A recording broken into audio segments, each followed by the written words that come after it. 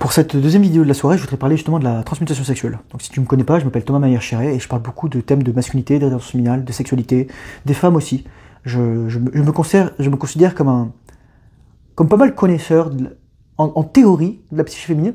En pratique, c'est différent parce que moi, je suis quand même une personne particulière et donc parfois, c'est un peu différent. Mais quand même, j'ai quand même pas mal d'expérience dans ce domaine-là. On va dire ça comme ça. Je voudrais te parler ce soir de la transmutation sexuelle. La transmutation sexuelle, c'est une de mes vidéos d'ailleurs qui a le mieux marché. Et moi, je vais te dire comment on transmute l'énergie sexuelle. Tu sois un homme ou une femme. Les femmes sont des réceptacles de l'énergie sexuelle. Littéralement, leur utérus, leur vagin sont faits pour recevoir la semence de l'homme, ok, et la transmuter, et soit la digérer, donc l'absorber, soit en faire un bébé. Voilà. Donc les femmes, elles ont cet aspect-là, donc qui est plus physiologique, elles ont l'aspect aussi plus énergétique.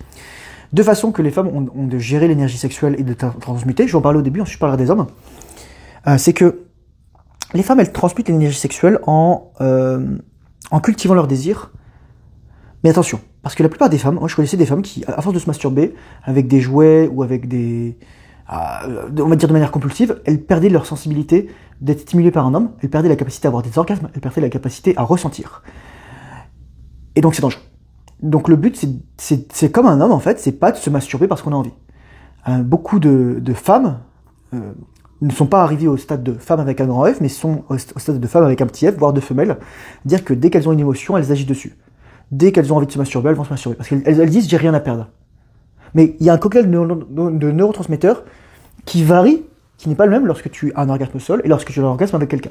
Sérotonine, ocytocine lorsque tu es avec quelqu'un que tu aimes, et juste dopamine lorsque tu es tout seul, que tu sois un homme ou une femme. Et il y a quelqu'un qui me posait une question super intéressante, il disait, Thomas, si je maîtrise l'orgasme non éjaculatoire, mais que je fais ça avec une fille comme ça, je lui dis, mais en fait, t'as pas envie de faire ça. Parce que c'est une pratique tellement élevée que déjà la meuf elle comprendra pas.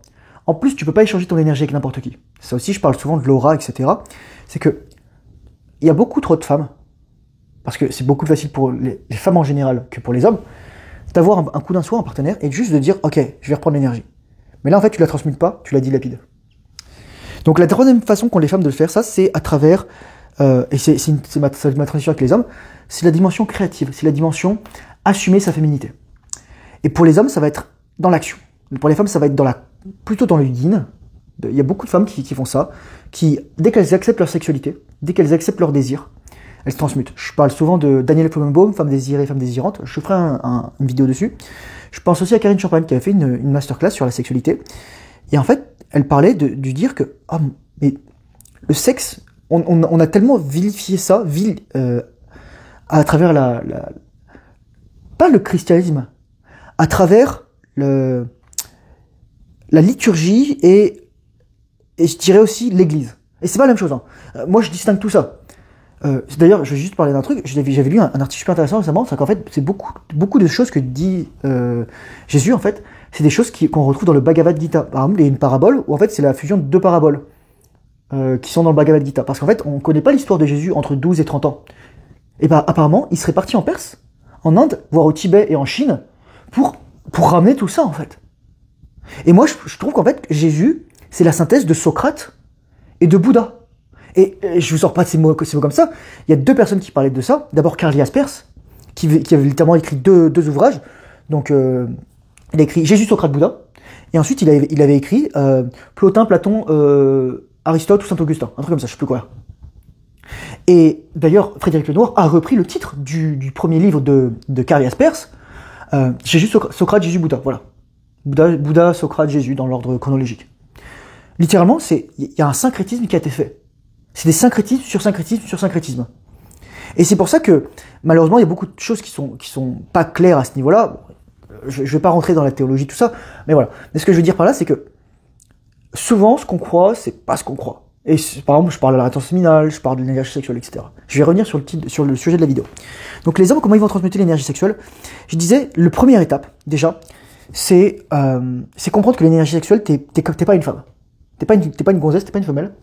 C'est pas parce que t'as une érection, c'est pas parce que tu vois une femme belle que tu dois te masturber ou que tu dois littéralement faire comme un homme préhistorique et la poutrer. Ou alors le faire dans ton imagination. Parce que les femmes, elles peuvent lire dans tes pensées. Les hommes ne peuvent pas lire dans les pensées des femmes, les femmes peuvent lire dans les pensées des hommes. Elles le font pas forcément consciemment, mais elles ont vraiment un lien quasi télépathique. Les femmes se comprennent entre elles. Les femmes comprennent les enfants. Les femmes comprennent les hommes dans une certaine mesure, mais les hommes ne peuvent pas lire dans les pensées des femmes. Et ça, c'est souvent ce que les femmes ne comprennent pas. Donc déjà quand tu es un homme, tu comprends que tu n'es pas obligé d'agir sur tes émotions. Ensuite, la deuxième chose, c'est que tu fais les bonnes habitudes. Tu es obligé d'avoir une vie saine. Moi, mes bonnes habitudes, les gars, c'est je médite, je respire, je prends les douches froides. Vous voyez, c'est super simple. Et j'écris dans mon journal. Je fais le bilan de ma journée, j'écris ce que j'ai mangé, j'écris l'argent que j'ai dépensé, j'écris l'argent que j'ai gagné, j'écris les rencontres que j'ai faites, j'écris qu'est-ce que j'ai fait aujourd'hui. Et voilà, je fais le bilan de ma journée. J'honore ma journée.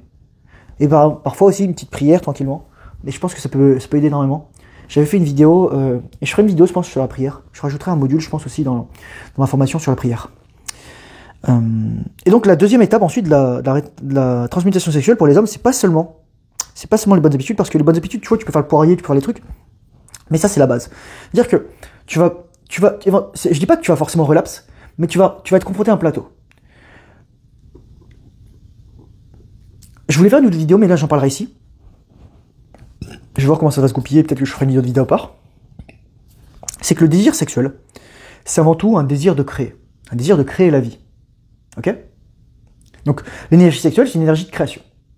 Et donc ton but en fait, c'est de plus être dans la consommation, mais dans la création. Beaucoup trop de gens sont dans la consommation. Par exemple, quand tu regardes cette vidéo, tu consommes. Mais déjà, tu consommes pas du TikTok. Tu vois, il y a consommer et consommer. Il y a aller au Domac et prendre un quintuple McFlurry avec toutes les frites où ils foutent du sucre dedans et tout ce qui est cuit à l'huile végétale et tout le pain rempli de gluten et qui a du sucre dedans. Ou alors, il y a se faire un bon repas, que tu sois végétarien, végétalien, vegan, tu te fais un bon truc, etc. Tu te fais une entrecôte, tu te fais des œufs, ou tu te fais une bonne salade, etc. Tu mets du chèvre et tu mets du miel et tout ça. Ou alors tu fais un truc ultra vegan et tu manges du tofu, du tempeh, n'importe quoi. Mais tu manges de la bonne nourriture, quoi. Tu te fais du chanvre, des graines de chanvre, super important. La protéine de chanvre, c'est vraiment un cadeau de la nature, quoi. Pas seulement pour fumer, les gars. C'est ça. Donc voilà. Il y a consommer et consommer. Quand tu regardes mes vidéos, les gars, c'est du nectar. C'est de l'ambroisie. Mes vidéos, c'est le travail d'un mec. C'est le résultat d'un mec qui a fait plus de 2 ans de rétention séminale, qui a changé sa vie, qui vit simplement, qui vit avec son chat. Voilà. Oh, petit pote tapon, ça va ? Et qui essaye de faire de son mieux, de s'améliorer tous les jours et d'aider les autres. Après, je suis pas parfait. Et ça, je veux le dire aussi. C'est que le but, c'est pas d'atteindre la perfection, c'est d'être dans l'amélioration continue. C'est juste ça. Comme dans les entreprises, ils parlent souvent de Kaizen, 1% meilleur, etc. Ou alors Atomic Habits. Juste devenir 1% meilleur chaque jour. 1% meilleur chaque jour. 1,01 à la puissance 365, ça fait 37. Et ouais les gars. C'est juste ça. Donc littéralement, tu deviens 370%, ou alors 3700, ça dépend, meilleur si tu fais les bonnes habitudes une fois par jour.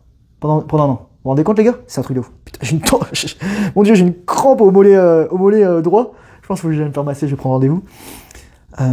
Sinon, qu'est-ce qu'il y a d'autre ? Voilà, donc créer, c'est ça que je voulais dire. Consommer, ne plus être dans la consommation. Andrew Kirby, il parlait de ça, il disait être un synthétiseur. En fait, il avait un school et j'avais commencé à publier là, et je publiais des vidéos. Au début, mes toutes premières vidéos où je faisais du sport, et les mecs, ils adoraient parce qu'ils voyaient que j'étais fort, etc. Mais voilà. Mais ensuite, je me suis dit, mais pourquoi je créerais pas ? En fait, on a castré les hommes parce qu'on les rend passifs, on les rend plus créateurs. Le yang, c'est la création. Le yin, c'est la créativité. Et c'est pour ça que la femme peut être une muse. C'est pour ça que la femme est une source d'inspiration. Lorsque la femme assume son rôle plein et entier d'être yin, pas seulement, mais d'être dominante yin, c'est comme ça qu'on est égaux les hommes et les femmes. Les gars, c'est le Tao, c'est le Pakwa, vous savez, le rond, ça s'appelle comme ça, le Pakwa, le rond du confucianisme, le rond où il y a un noir d'un côté, blanc d'un côté, et dans le noir il y a du blanc, et dans le blanc il y a du noir. C'est ça en fait. Et c'est ça un homme et c'est ça une femme. Et on se complète. Et on a un peu d'homme dans la femme et on a un peu de femme dans l'homme. C'est pour ça que je te conseille mes vidéos sur Carl Jung, où je parle justement de l'animus et de l'anima. Et donc voilà, transmuter, créer. Créer, donc moi quand je fais ces vidéos, je crée. Quand je crée une information, je crée. Quand j'écris un truc, je crée. Il y a créé matériel, il y a créé virtuel et il y a créé énergétique. Les pensées. Le sport. Tu crées du muscle quand tu t'entraînes. C'est extraordinaire ça. Ah, tu crées du muscle. Tu casses du muscle, tu manges, tu vas dormir, et là tu crées du muscle. Et ensuite tu peux créer donc, physique, énergétique, virtuelle, et aussi tu as la création avec honorer Dieu. Et pour moi, le plus grand acte de création, l'honneur de Dieu, c'est 2 étapes pour moi, rétention séminale et créer la vie, redonner la vie, créer un enfant. Et honorer tout ça. Et ensuite, il y a des gens qui vont avoir différentes pratiques, etc. à ce niveau-là. Ça va être des causes qu'ils vont défendre, bon, quelles qu'elles soient, ou ça va être des choses qui peuvent construire littéralement. On peut créer, par exemple, matériellement une maison. Mon grand-père était maçon, il a construit la maison là où vit ma grand-mère actuellement, et là où il vivait avant, lorsqu'il y avait ma mère et mes oncles. Donc c'est ça, faire quelque chose de ses mains, c'est tellement important. Transmuter l'énergie, c'est honorer l'énergie sexuelle qui est en nous et en faire quelque chose de plus élevé. De faire de l'énergie spirituelle, de l'énergie physique, de l'énergie matérielle. Par exemple, quand je fais de la boxe, voilà quoi. C'est limite de l'art. Lorsque on voit des boxeurs boxer, c'est juste beau. Moi, je veux dire, il y a des mecs, c'est ultra plaisant quoi. C'est artistique. Donc je mettrai dans le lien dans la description ma vidéo qui a vraiment bien marché sur la transmutation sexuelle. Et je vous conseille d'aller la voir. Franchement, je sais pas pourquoi elle a marché, mais j'ai juste dit ça. Et c'est ça. Quand on est un homme ou quand on est une femme, c'est pas les mêmes modalités. Le plus important pour une femme et pour un homme en fait, c'est ce qui va permettre vraiment de transmuter l'énergie sexuelle. Ça va être un rapport apaisé à la sexualité. Ça va être moi j'appelle ça le triptyque célibat, abstinence, chasteté. Donc c'est quoi la différence entre célibat, abstinence, chasteté? En anglais on dit celibacy. C'est vraiment le fait d'être capable d'être seul. C'est pas juste être célibataire, c'est d'être bien seul. Abstinence, c'est-à-dire littéralement s'abstenir de rapports sexuels compulsifs, je dirais. On peut circuler l'énergie sexuelle pour avoir du sexe tantrique taoïste. Et chasteté, c'est pas avoir une ceinture de chasteté. T'as pas besoin de ceinture de chasteté. La chasteté pour moi, c'est dans les pensées. C'est-à-dire, t'as pas de pensée. Moi, en fait, en ce moment, j'ai pas de pensée de cul. C'est un truc de ouf. Tu désexualises ton cerveau. Et en fait, le but, c'est de... Comment tu sais que tu transmutes l'énergie sexuelle? C'est que la sexualisation de ton cerveau, l'énergie qui est utilisée pour sexualiser une femme, une situation, une pensée, tu vas l'utiliser pour créer, pour transmuter. Et c'est ça la clé de la transmutation de l'énergie sexuelle. Et Napoleon Hill, il en parle dans Penser et réfléchissez et devenez riche. Il en parle aussi dans Plus malin que le diable. Et il dit que c'est une des plus grandes énergies qui est dilapidée et dont le diable se sert, autant chez les hommes que chez les femmes, pour maîtriser. Et il y a des gens qui me disent le diable n'existe pas. Écoutez, en tout cas, il a écrit ça, Napoleon Hill. Allez voir, allez écouter son e-book, je vous le conseille, vous pouvez le trouver, lisez son livre, et ça va vous changer la vie. Ça va vous changer la vie. Ouais, c'est ça. Je n'ai pas grand chose d'autre à dire. Merci en tout cas. Si vous voulez aller plus loin dans tout ce qui est transmutation de l'énergie sexuelle et circulation, et avoir une vie épanouie, une vie sexuelle épanouie, et en même temps être en rétention séminale, premier lien dans la description, c'est ma formation. Voilà. Je fais une offre voilà, pour Noël, profitez-en. C'est-à-dire que je garde le même prix et je vais rajouter tout le contenu. Parce que là, j'ai plein de contenu à rajouter et je veux vraiment faire un truc, la référence, la boîte à outils, le truc pour l'énergie sexuelle pour les hommes et pour la sexualité épanouie et pour la santé sexuelle. Merci à tous et à toutes. Courage, force, honneur, bonne intention séminale, discipline, le travail difficile, surtout lorsqu'il n'a pas envie. Et je te dis à très bientôt, et pas ta pour aussi, dans une prochaine vidéo. Au revoir.